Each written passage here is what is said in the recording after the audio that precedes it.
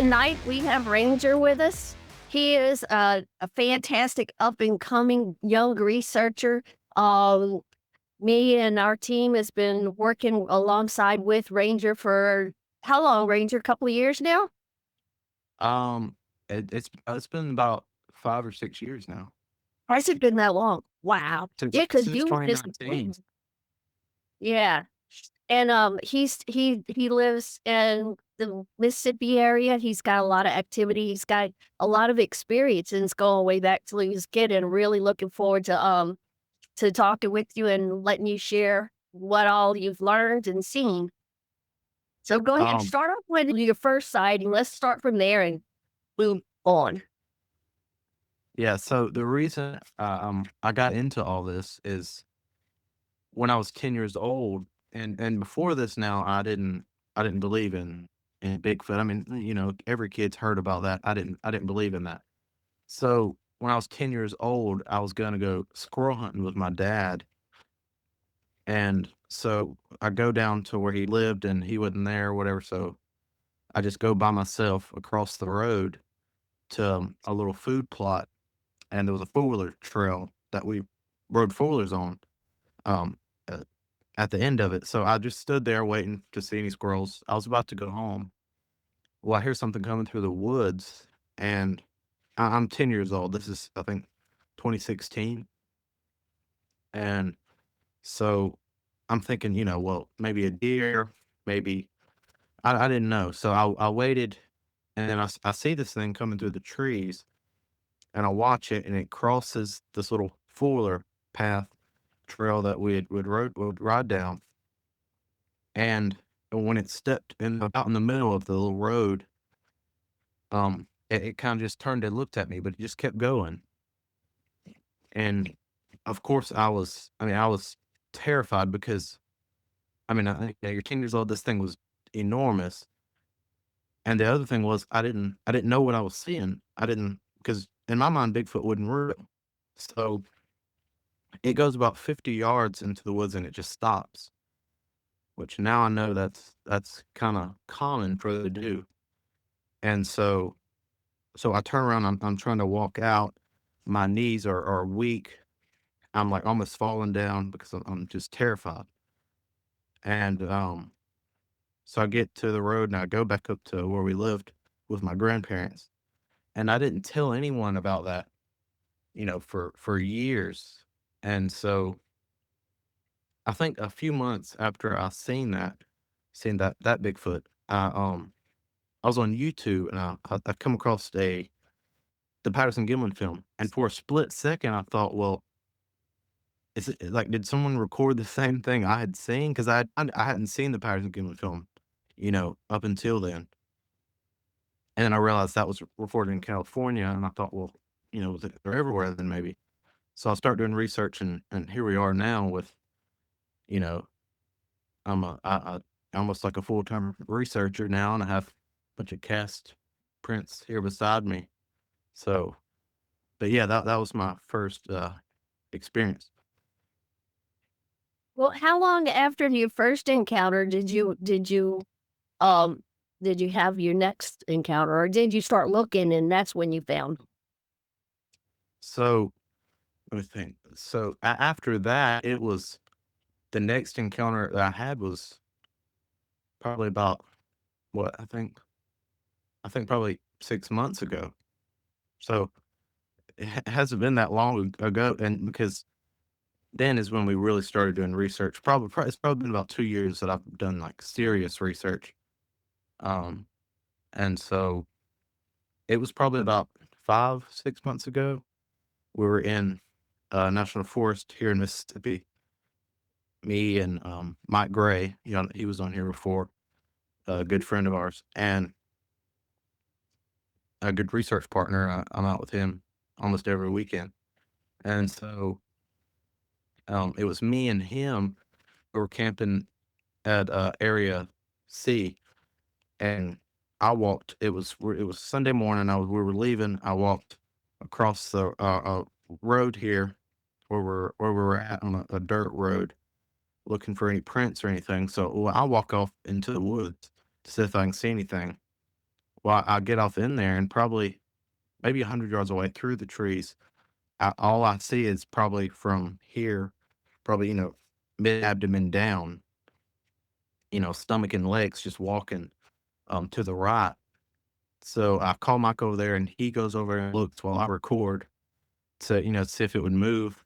So when we got over there, the top about its stomach was probably almost 6 foot off the ground, 5.5 foot off the ground. I mean, this thing was massive. And and so and so that was the second time I What seen. what color was it? Could you tell?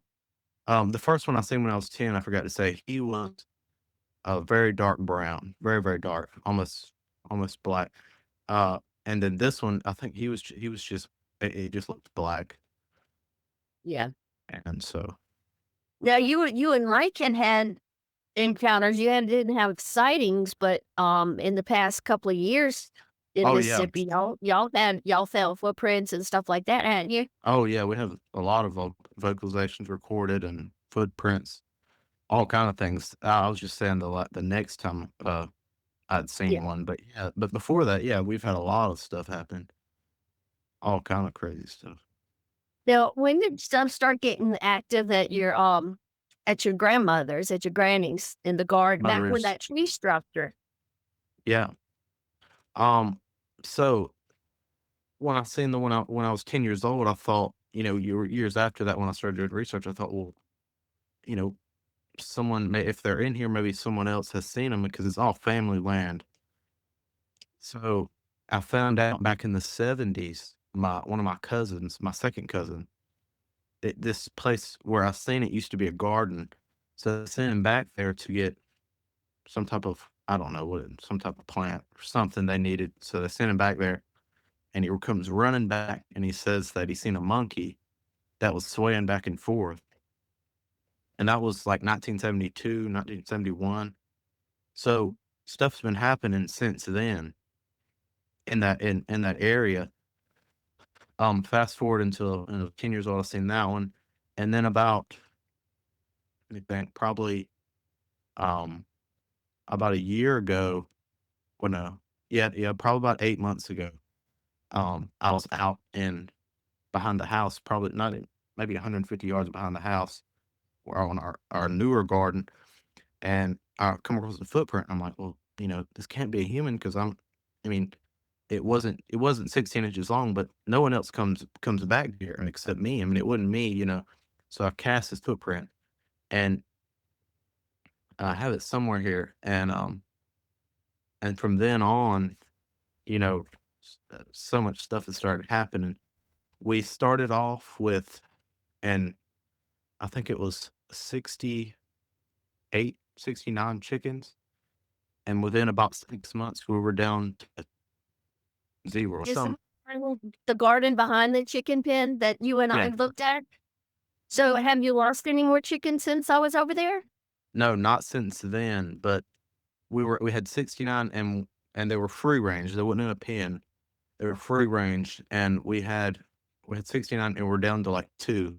So we called them and put them in a cage, and so we have a chicken pen built now because we can't keep them otherwise. And we were think and me being a Bigfoot researcher, it never come across my mind that, well, Bigfoots are taking these chickens because it had been happening for a year. I thought, well, what is taking the chickens? Because there was never any feathers or anything. They were just disappearing. And so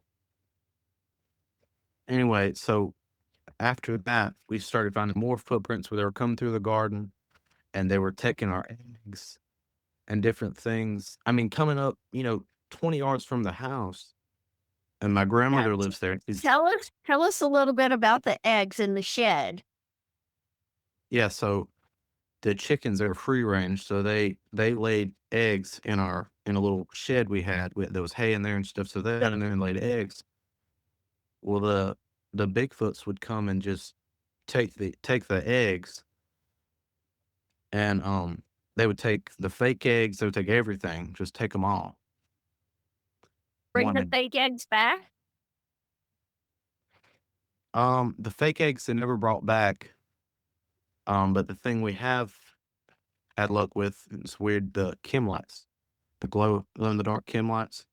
Mhm. We can hang them up and they'll take them for, I think the longest they've took one was like 3 weeks and they finally brought it back.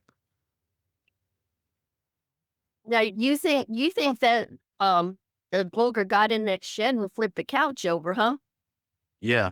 There's so much stuff happening, I can't remember everything, but we had an old, couch in there, and I come in there one day when the chickens had probably stopped laying eggs because they kept taking them, and the whole couch was just flipped, like, it was on the other side of the shed, it flipped over, and there was fingerprints where he had grabbed it and flipped it over. Yeah, that was amazing. That really was. Um, is your granny still leaving scraps out in Y that pan? yeah, she, yeah, she'll put the scraps out there now still. Like, one night she called me because we have hunting dogs out there, and I mean, the dogs will go crazy, she'll call me and say one particular night she called me and she was crying, she was upset, and she said, something's out there," So I come, and the dogs were going crazy, and there was footprints in the field. A Bigfoot had came, and the dogs were upset, and I think either she opened the back door and she seen something or something, because she was terrified, and she kept saying, "There was something out there. There's somebody or something out there." She kept saying. She kept asking me what it was, and, I think before that, Mike had came, and she kept asking when he was gonna come back, and she knew that he did, that he believed in Bigfoots or whatever, so she kept asking when he was gonna come back, and so I think she might have seen one or something happened definitely, because she's still like, some new things that are happening just yesterday. Um, they're taking the pears off of 2 big pear trees, and I have pictures of that too, and I'll send you them. It's That's just those cooking pears? yeah, the cooking pears, yeah. So me and Mike were thinking like, well, they're probably taking the pears, so we looked around the tree, there was nothing. Yesterday, I went out there, and it looks like a herd of elephants came through there. I mean, it's just patted down, everything smashed down, and I have, Mhm. pictures of what I'm about to tell you. So I guess, I mean, they have long arms, so I guess they're taking the pears, picking as many as they can, and then they're going back to wherever with them. And there's almost like a trail of pears all the way over the fence and down deep into the woods. And I have pictures of all this. I don't know if they're dropping them or I guess they're dropping them. Has to be. So that's what's happened recently. They're taking the pears. Okay, Ranger, I have a couple of questions. Okay. So, your first sighting, you didn't tell anybody about it. When did you share that, and what was your family's response? Um, And some people in my family don't know that story. They know I believe in Bigfoot, but they don't know that story. But the first person I told was my grandmother, not the one not Granny, the one that lives almost with the Bigfoots, but it's on my mom's side, um, Jane. I told her about it because I knew she wasn't gonna, if she didn't believe me though. I mean, she believed me, but I knew she wasn't gonna make fun of me or anything. So I told her. And I told another friend, and he had experience with them before, so he believed me, and then someone else, they said I was crazy, and stuff, but that's fine. Yeah. Well, Jane's always supported you with that, right? Oh, yeah, my Yeah, grandma. that's it. She was with you when we met you. Yeah, yeah, she She was out there with you. yeah, she That's comes great. out It's there. really great to have support, especially as young as you were. Yeah. It is something, you were able to get out in the woods and just enjoy the woods too. Oh, yeah, yeah. So, is your granny that you live with now, what does she think? Granny, she she's still very nervous about stuff, and, like, she also said, probably, like, 30 minutes ago, she said, I guess they didn't wanna come eat pears last night because I put up a camera, She said, "I guess they didn't want to come eat pears last night." And I'm like, "Are you saying that? What are you talking about?" She won't admit it. She won't admit it, but she says stuff like that, and I'm like, you know, so Some people just will never admit it. They just no, won't ever admit to what's out there. no, she won't admit it. Why do you think they brought the chem lights back? I really don't know. We tried that, and we've never had luck with that up until this area, our family land. Um, we would hang them up, and they would take them and leave for days with them, and then they would finally bring them back. They would drop them in the yard, or drop them, or put them on top of certain things we have in the yard, or stuff like that. But no, I don't.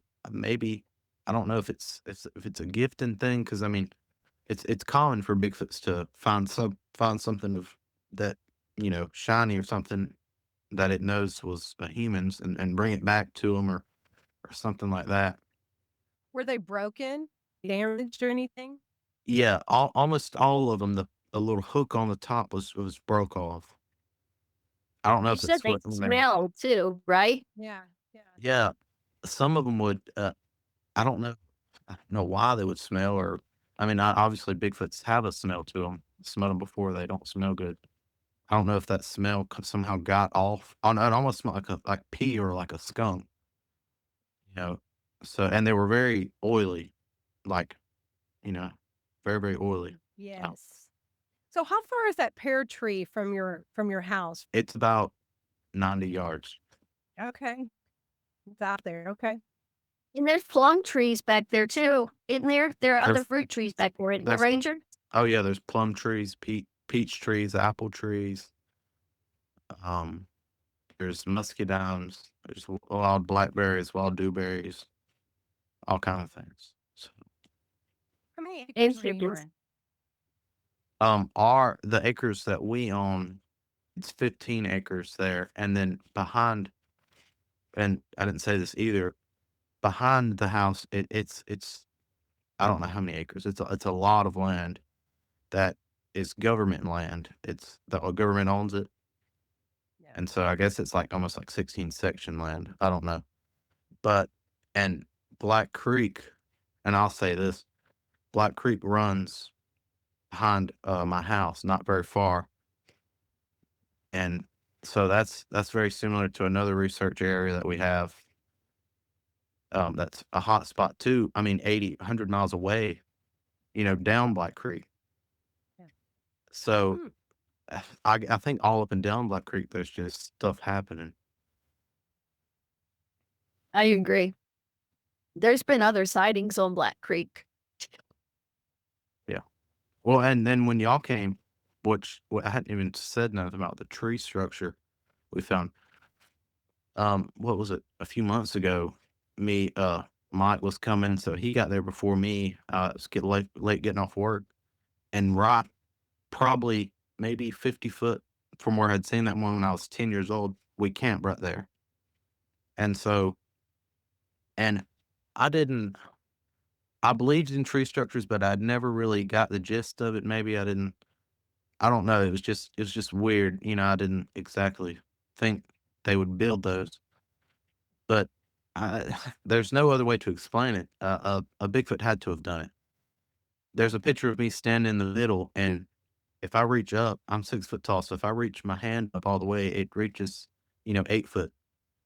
And yeah, I come nowhere near close to the top of this thing. I think it was 12, 13 foot.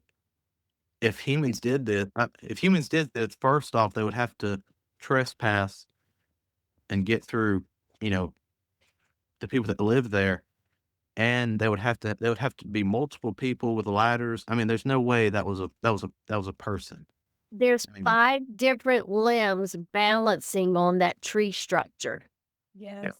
It is It's crazy. it's amazing. absolutely crazy. And is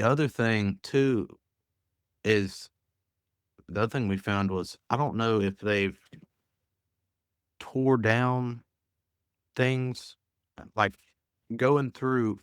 I've lived there all my life, so the trails that we follow between, you know my granny's house, and down there where I've seen that one, it looks almost like a tornado come through because they've tore trees and they've put trees like limbs and all kind of stuff to just I don't know if to block our path or to deter us from in there because they have a little one in there and I've seen the little one and I'll tell you about that too.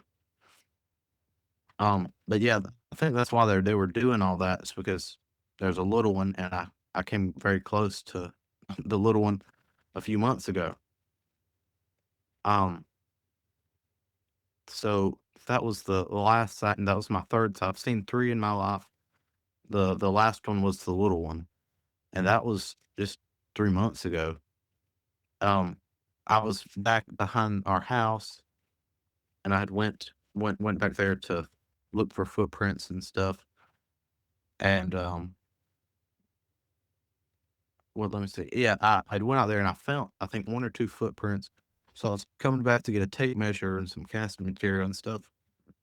Well, I get to the end where I was going to cast it, and something just roars. I mean, I seen some limbs moving, and it just roars as loud. I mean, it scared me so bad. So I take off running towards the house, and my fiance was coming out the back door, and she's looking at me like, "Why are you running? Why are you running?" I said, "There's one in that tree line that just roared at me." So I'm calling Mike and I'm telling about what just happened. So I'm standing there with him on the phone at the entrance of the garden where it just roared at me. And I look up into a tree and it looks like there's something swinging. So I tell Mike, I'm like, hold on. And I hung up on him. So I start recording. And in the video, you can see something move a little. But I mean, you can tell what it is. So I run around to the base of that tree where it was at in the woods. So I'm looking around, I can't see anything. So I turn to my left and I look, and there's a little Bigfoot, probably, he was probably 3 feet tall, I would say, just standing there staring at me. So I jerk my phone up and I'm trying to record him. And then there's a video of me running through the woods, trying to catch up to him to get a glimpse, to get, him on recording, which now that I'm thinking about it was not a smart idea at all. Maybe we kinda talked about it, and, we kinda got the impression maybe it wasn't roaring at you, maybe it was roaring at the little one, like, "Get yourself back over here." Yeah, so I don't know if it was roaring at the little one, but Mike was telling me it was probably roaring at the little one, but I didn't want to hear that right then. I was thinking it was me, because it was seemed so aggressive that I really don't know what it was, what it was roaring at. It could have been the little one that it was upset at it. So Have this you was noticed a change in behavior since it's gotten hotter? Has it quieted down, or what are your thoughts on Um, that? since it's probably about the same, I would say. It's not Really? more or less, I don't think. I think it's about the same. They'll disappear for sometimes the 3 weeks, and then you'll go out there one day and there'll be footprints in the field, you know. So where they've been, impressions and all, and then you'll find something that took, you know. So I mean, if I was a Bigfoot, I would come up and take fruit and stuff too. Yeah, now's a perfect time, and they got that creek right back there too. They can go lay up in that creek and cool off during the day. Yep. And this area, I mean, there's deer. I mean, there's so many deer in this area. So many rabbits. I mean, we have so many rabbits and just wildlife everywhere. I mean, they have plenty to eat. And everybody on lives on on our road is family, and they all plant massive gardens. Well, my uncle that lives close next to me, he built a 8 foot tall fence around his garden because he said that deer was taking all his vegetables. Well, I have a feeling it might not be the deer, you know. Yeah, So I yeah, think I think in this area, I mean, there's a lot of wildlife to eat, and I think another reason that they can survive, is because they literally eat anything, yeah. anything they can get their hands on, any type of animal. They're not picky. I don't think they eat anything.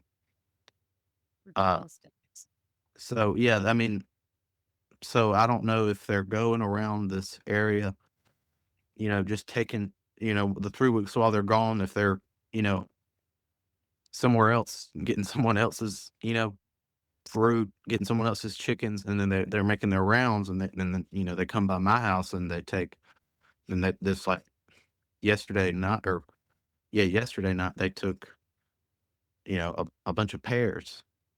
Yeah. And I And was I saying, think they do. I agree with you. I think this time of year especially, you got your plums and your pears and all of that is, getting ripe, and it's ripe for the pickings, and they yep, can make the rounds, people's gardens are starting to come in with the corn and everything. There's a lot for them, aside from, stuff for the cows, the syrup tubs and stuff like that. yep. Yeah. Yeah, I think in the winter they're eating mostly meat in the winter, and then, in the summer they're taking advantage of all the fruit and stuff, Mhm. especially the southeast. I mean, the southeast is in the summer, there you can't go in the woods and not find some type of berry or some type of fruit that's ready to be eaten. But there's a lot of stuff out there that's edible that we don't find palatable, you know? Yeah, that we don't know about. I mean, I'm sure they eat, like, we were in uh area C, and I found this holly bush that probably 10, or no, probably 12 feet off the ground. There was no red berries on it whatsoever. And there was green leaves all on the ground. And so, but above 10, 12 feet, there was berries everywhere, but below that, there wasn't none. So I think they maybe, I mean, and I could be wrong, maybe they were sitting in there eating those little red berries off holly bushes. Deer eat them. I know that. Yeah. Yeah, Less and deer they can I probably find. could eat stuff we can't eat. I know I went out in my woods the other day and I picked a whole mess of, chanterelle mushrooms. There's all kind of mushrooms coming up right now Yeah. that's edible. And in my area, part of it's swampy and part of it's not. There's a lot of ferns, and there's been multiple people say, that they'll pull the young ferns and eat the young ferns. Yeah, And yeah, so, those are I mean, the there's I hear they're good. yeah. So I've never heard of eating ferns. Yeah, you can eat the new growth. There's a lot of stuff out there that you can the new growth is edible, palatable. There's a difference between edible and Right. yes. So but, is there a purpose for ferns? Do they serve any medicinal purposes? I don't know unless it's just to break down the leaf litter in the forest, in the forest floor. I don't know if But I know it's amazing with the rain we've been getting near about every day. Um, Within a matter of hours, we had mushrooms come up all underneath the pine trees. I mean, hundreds of them just within a couple of hours. I looked them up and they're not poisonous, but they're real bitter. So that's another thing. I mean, we wouldn't eat it, but it's edible. Right. So, Ranger, when you are researching, what for you meets the criteria of a footprint versus an indention? What do you consider viable evidence? what I look for, and you kind of have to tune your eyes. And I mean, I've been doing this for about 6 years now, so I guess I'm pretty new to the game. But you kind of have to tune your eyes when you're going through the woods to see impressions, because if not, you're gonna pass over them. They're very easy to pass over, and 90% of the stuff, footprints aren't gonna be with toes and stuff like that. It's gonna be, a 16 or whatever impression in the middle of the woods, that smashed leaf litter down, that you're gonna find, and a lot of them, I'll scan with the little scanner app or something, and if they're good enough, I'll cast them. But so that I would say, impressions, and then footprints. Um, I kind of, I mean, I want there to be good heel, and you can see toes, things like that. Um, and it don't have to be. People say, well, anything under 16 inches, whatever. They don't have to be 16 inches long. I mean, not every Bigfoot's going to be 8 foot tall. They're going to be Right. little. I mean, a lot of them are going to be small. So, I mean, I have plenty of 16-inch footprints here laying beside me, but I have some that are smaller and obviously not human. You know, humans Can have the I big please R. see one of the small ones? Yeah. I'm curious because I have a couple of small ones that I got from down around Honey Isle Swamp. This one here is 12, well, 11 inches. It's it's a smaller one. I have one, I think a little smaller than this, but not by a lot. So, and You do a 3D scan before you I, cast. uh-huh, Yeah. yeah, I'll do a 3D scan, and before a cast, I always take measurements, of how long it is with measuring tapes, the width and the length, and then I'll kind of look how deep it is. Like most of these tracks here, I don't when I step there, if I step beside them when I find them, I don't even you can't even see where I stepped. But these have sunken, an inch, sometimes 2 inches into the ground. They're obviously way heavier than me. Right. So, That's but yeah, I'll brilliant. always do it. Yeah. Um, like this one here it's almost 17 inches long. I found this not too long ago. It's a good one. The toes are very splayed out on this one. Is That's that your huge. place? Yeah, but it's 16 Cool. inches long. And That's half awesome. of it was kind of on a slant, so half of it didn't get cast. So it was a little wider, but you can see the heel. But yeah, this is a good one. It really catches the toes. I mean, they're very splayed out. The toes are, I mean, probably 7 inches across from the Do big you toe have to the thermal little. ridges on there? No, I've most of these that I cast here are in very, very fine dirt, almost like sand. So yeah, I mean, you're not, it's usually dry, so you're not really going to get thermal ridges in there. Um, like this one, I think maybe it has thermal ridges. This one has a very good um mid-tarsal flex here and good toes too. You can see the Oh, mid-tarsal wow. flex here Yeah. where it pushed the dirt up. And the toes, I mean, I mean, the toes are just splayed so far, and you might not can see it going here, but you know, it's a good footprint. Yeah, I could make out the toes. That's amazing. Yeah. Oh yeah. So, Ranger, have you been out with Mike in Area C since it's gotten hot, since the last time we were out there? No, I've been wanting to, but we hadn't had time, and so much stuff has happened in this area that yeah, we're going to focus here because it's so hot, and here we're close by, our house, my house. So we in the summer, I think we'll focus on this more. But I did tell him I want to take a trip down there because that we've I'd I like think I'd like to get back out there with y'all too. I think down there, I want you to come to my place too, because I mean, you'll sit there and hear wood knocks, a lot. You're not gonna go there and not hear anything, you know, if they're there.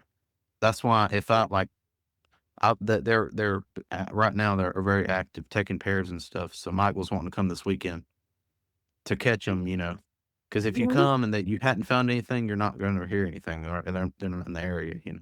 Yeah. So But that's the way they are here. I won't hear anything for months sometimes, and then just about every night, something will come up. and Yeah. another thing I was wanting to say, I think 2 weekends ago he was here, and Laura came with him, his wife, and we we casted two footprints, and then Sunday morning I'd walked out to my truck. I didn't pull it down into the garden, and there was a footprint, 12-inch footprint, barefoot, right beside my truck in an old ant bed. So it'd been walking, and it wasn't us. I have the footprint right here, and it looks horrible. In person, you can see toes in the heel and stuff, but the picture was way better. I don't know what happened to the cast. I always splatter cast, to catch any dermal ridges, so I don't want to just pour it in there heavy Yeah. because then it'll mess that up. But it still didn't turn out good. I usually do good with cast, but this one I don't know if the substrate just sunk down into the it was an ant bed, kind of an older ant bed, so I don't know if it sunk down. I mean, you can make out the toes and the heel, but I mean, it's not that good. The first print I ever found was in an old ant bed over in, Southwest Mississippi. So, It's yeah, very I know wide. exactly what you mean. It's very wide.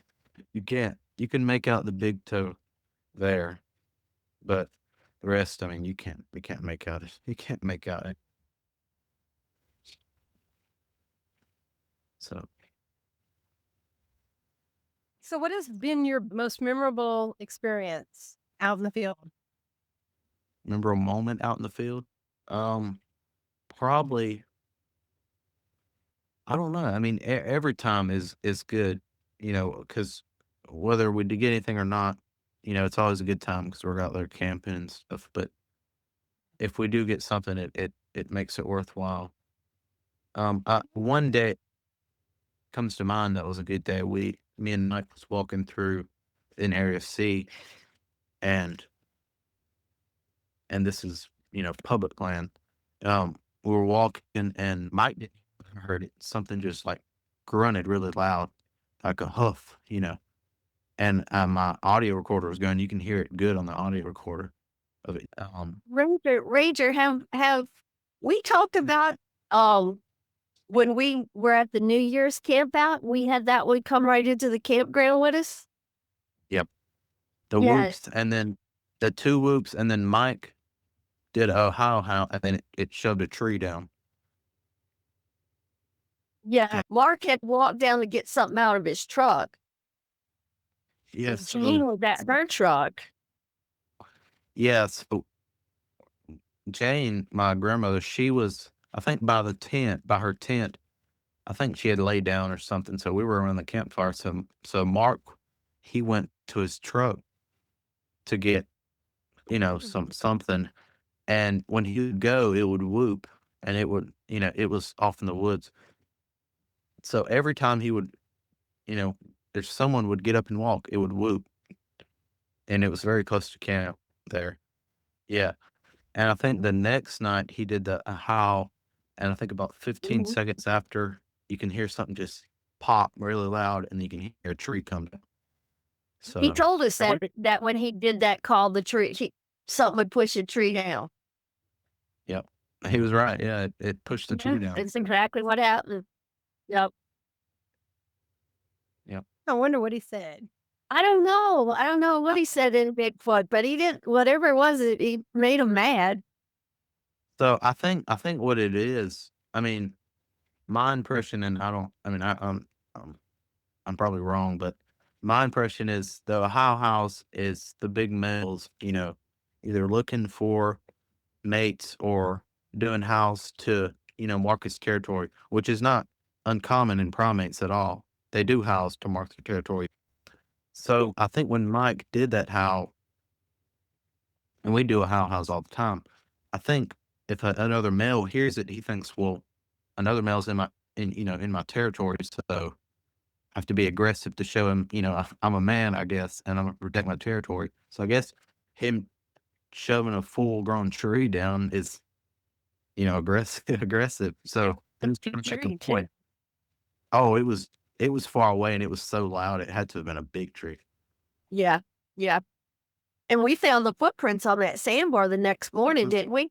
That trackway Oh yeah. along the creek back there. Uh huh. And And the I the thought I was just gonna say, I thought I was videoing. I thought I was videoing the whole trackway. Yeah, my phone didn't record it. I totally lost it. Yeah. Well, I recorded a trackway a few months ago in Area C, and I think there was 26 footprints in that trackway. A few of them you can make out toes, but a lot of them it was just really deep through mud and stuff through by a creek. Y'all find a lot of that out there in Area Yeah. C, don't you? A lot of footprints. Oh yeah, we found a lot. We found a lot of stuff out there. So, Ranger, you said that they usually come around like every 3 weeks. They'll leave for 2 or 3 weeks and then they'll come back. Yeah. Do you notice that when they do leave, have they eaten down a lot of the fruits and less of wildlife around? I will not like the past few days, the rabbits around the house have been literally beside our house. They're in the front yard because I guess they know, they're eating.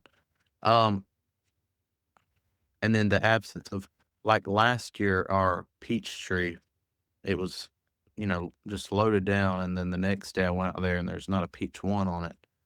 Or our apple tree, the same thing happened. So yeah, they'll take a bunch of stuff like that. Yeah. And then leave and go and eat somewhere else and then come back every 3 weeks. Yeah. The They reason probably I asked, here. They probably make the rounds so they don't yeah, have to deplete one area too much. right. Mary Fabian was on, and it's weird that you said 3 weeks because that's what happened to her at her old house. Every 3 weeks, she would have a visitor, and it moved through its little area and would come back about every 3 weeks. Really. Yeah. So I just found that you're the only other person that's ever said 3 weeks. It's Yeah. kind of strange. Yeah. Yeah. So, and I think they just kind of eat here and then they move on to here. Kind of like when we went camping, Eden, like they have to move on, let it replenish and then head on Yeah. back. I don't know if it Yeah. takes just 3 weeks, but I would imagine it depends on the area. mm, Like here in the South, I would imagine they could come back to an area more quickly than maybe someplace more arid that, doesn't get as much rain or cold longer. Yeah. right. And here and down south, like up north, I think in the winter they're not as active, but down south in the winter they're, in my opinion, down south they're a little more. Yeah. I get better, almost better, like recordings and stuff in the winter. But I don't know why. Yeah. You don't have the insect noise. You don't have the frog noise, the background noise like you do in the summertime. Because there's been a couple of times I've got recordings that the frogs and the night sounds was so loud you could barely hear it.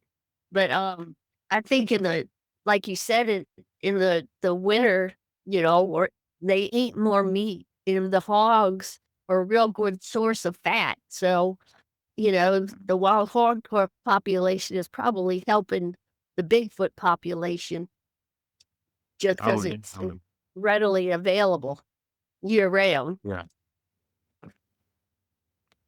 Yeah. So I want to know more about what that little baby looked like.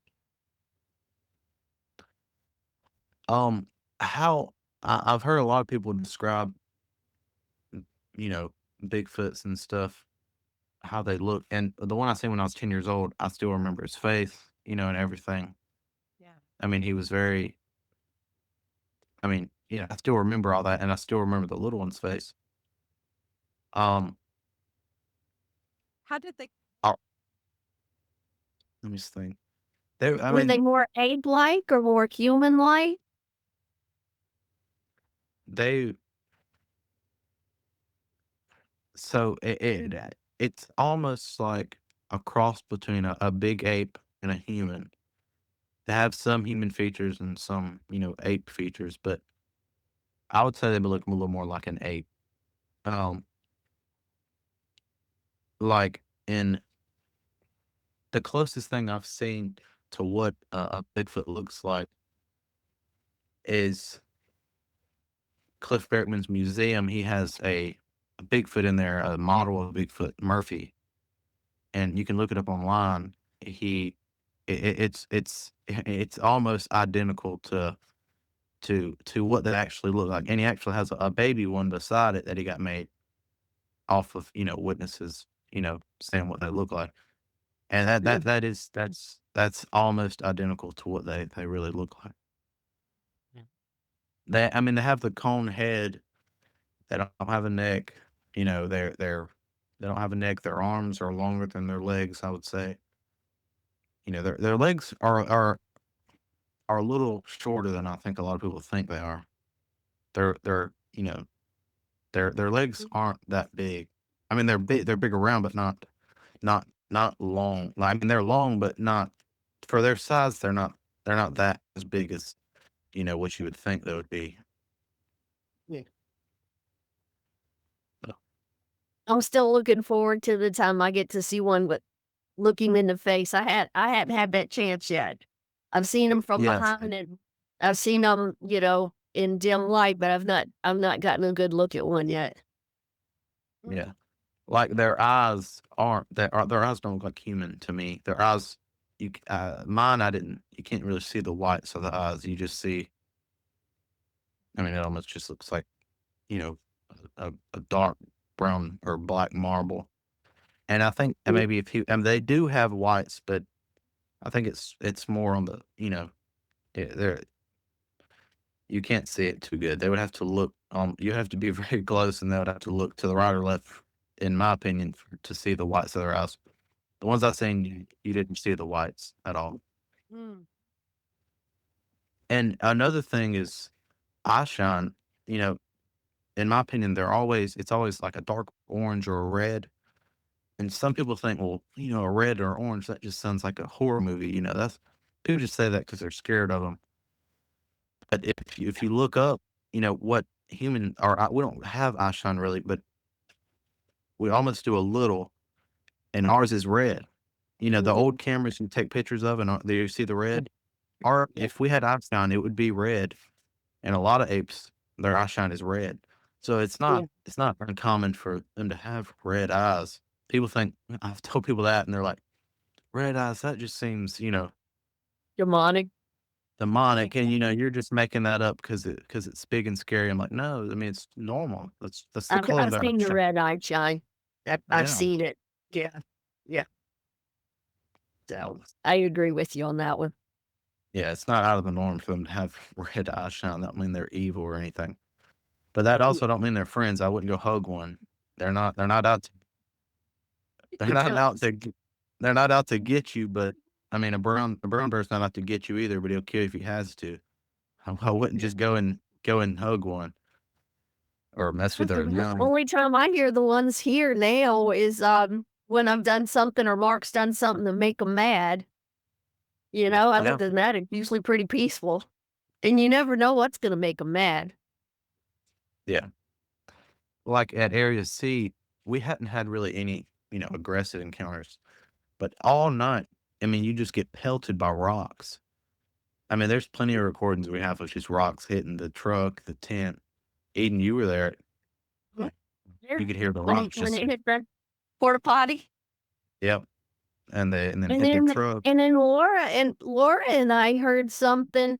Now, what she described that she heard, and we heard it at the same time last time we went there, because I looked at my watch and she looked at hers. It was the same time at night, but what she said she heard and what I thought I heard was 2 different things.